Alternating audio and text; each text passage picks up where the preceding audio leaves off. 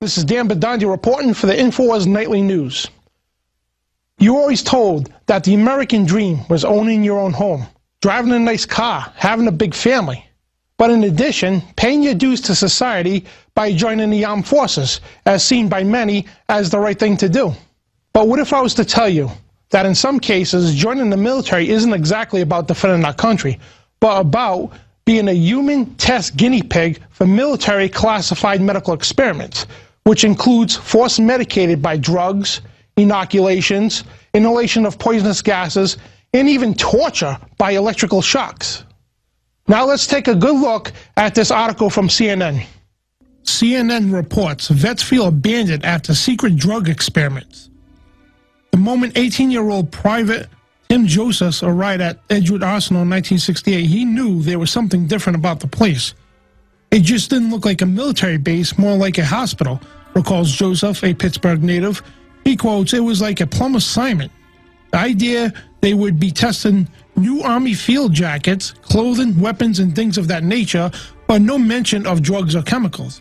But when he went to fill out the paperwork the morning after his arrival, the base personnel were wearing white lab coats, and Joseph said that he had second thoughts. An officer took him aside and told him, "If you don't do it, you're going to jail."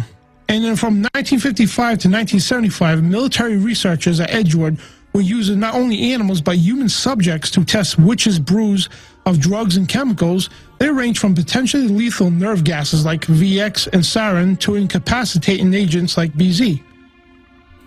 And the military also tested tear gas, tranquilizers, narcotics, hallucinogens like LSD.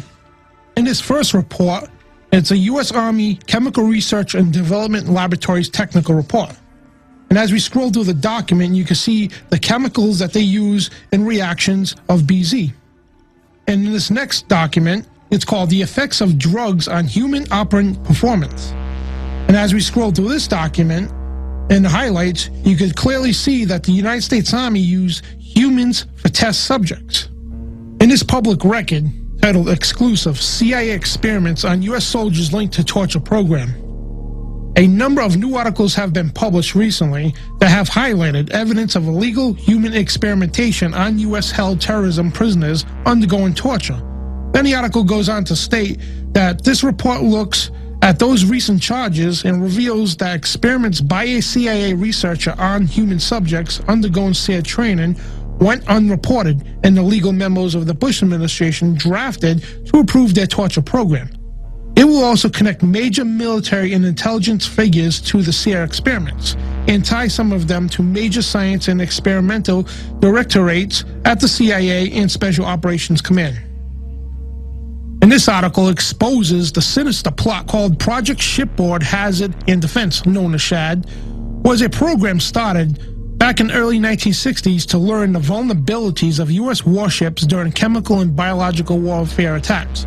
Under Project SHAD were 113 different operations or tests. U.S. naval crews and Marine personnel were spraying various biological, chemical, germ warfare agents and simulants.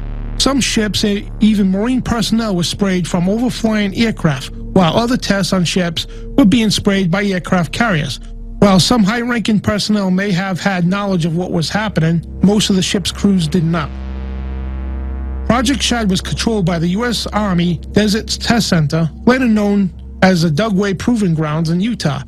And for over 35 years, the Department of Defense said there was no Project SHAD.